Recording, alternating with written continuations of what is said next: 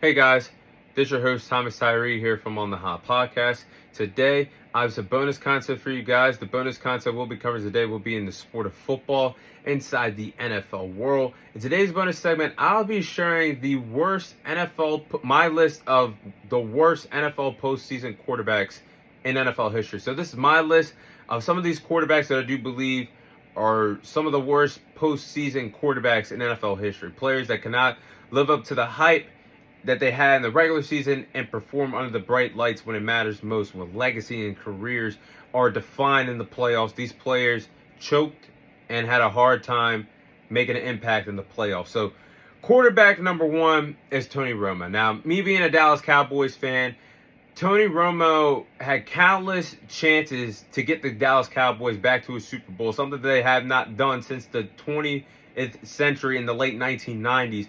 And Tony Romo has been a part of some stacked Cowboys rosters in the 21st century, stacked from top to bottom.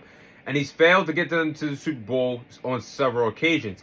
And in my opinion, Tony Romo was underrated in the regular season at the quarterback position. He could make some magical plays in the pocket, very elusive before the injuries eventually caught up to him. Had 29 game-winning drives as a Dallas Cowboys starting quarterback.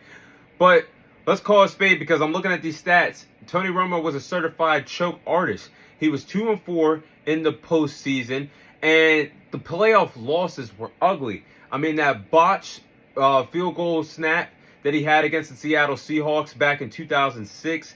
He got crushed by the New York Giants in the divisional round, being the number one seed in the 2007-2008 playoffs. He was crushed by the Minnesota Vikings in the playoffs in 2009, that Vikings team that was led by Brett Favre. And the heartbreaking loss in his final playoff loss that he had in Green Bay in 2014-2015 NFL playoffs, where Dez dropped it. I mean, nowadays it's labeled as an NFL catch, but you guys get my point. Tony Romo could never be clutch when it mattered most in the big-time moments. And he never got past the divisional round in his NFL career. And the Dallas Cowboys have not been past the divisional round since in the late 1990s. So definitely Tony Romo, the talent that he had, the rosters that he had, just failed to get over the hump and get to a Super Bowl. So definitely has to make my list. Now, next on the list is Andy Dalton. Andy Dalton, number 14, is really known for his time being the starting quarterback for the Cincinnati Bengals. The Red Rifle could never win a playoff game for the Cincinnati Bengals. And in the early 2010s, when Andy Dalton was performing as the quarterback after he took over the reins of Carson Palmer that used to be the starting quarterback for the Bengals, I mean, Andy Dalton was a part of some stacked Cincinnati Bengals teams on both sides of the ball. He had A.J. Green, and they had some stacked defenses, and they can never get over the hump. And Andy Dalton's track record in the playoffs is pretty ugly. He was 0-4 in the postseason.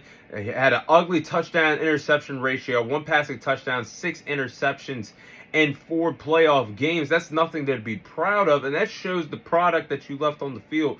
Most of these playoff games that you've been a part of, the finger was pointed towards you, Andy Dalton, because a touchdown-interception ratio, 1 passing touchdown, 6 interceptions in 4 playoff games, that's nothing to be proud of.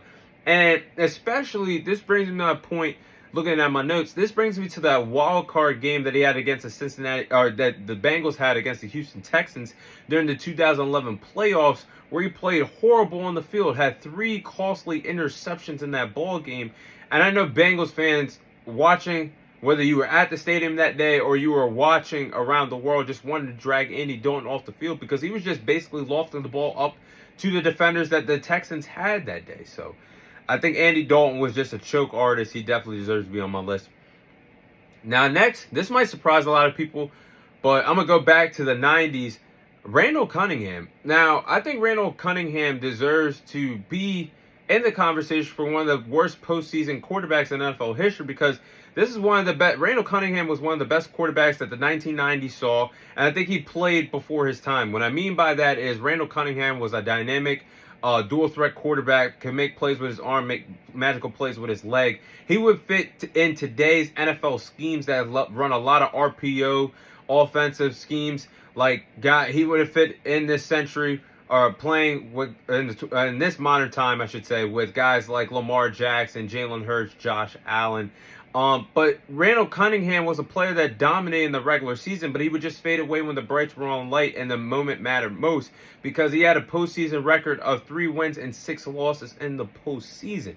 And then this brings me to my point of Randall Cunningham. He choked. His biggest choke was when the Vikings choked in the 1998 NFC Championship game against the Atlanta Falcons. He deserves a lot of blame because that offense was remembered as one of the greatest offenses that the Minnesota Vikings franchise has ever seen. They had Randall Cunningham at quarterback, Randy Moss at wide receiver, Chris Carter at wide receiver. That year they went 15-1, and in that NFC Championship they looked nothing like that, and they had a heartbreaking loss in overtime to the Falcons that proceeded to go on to the Super Bowl that year when it should have been the Vikings.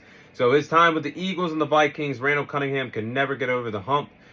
3-6 in the postseason, he has to be on my list due to the fact that how talented he was, but can never show up when the moment mattered most. And last but not least, this guy definitely deserves to be on my list. It's Kirk Cousins. Now, Kirk Cousins is one of the most clutch regular season quarterbacks in modern time in the NFL. I mean, he has the stats, the wins, the big time games. As long as he's not in prime time football and night games, Kirk Cousins is an outstanding regular season quarterback. And Kirk Cousins' decision-making in the playoff games is wild. And it's the reason why he's a choke artist. The Vikings I'm going to go back to the late 2010s. The Vikings made the NFC Championship, the 2017-2018 playoffs, with Case Keenum at the quarterback position. Obviously, they lost to the Philadelphia Eagles.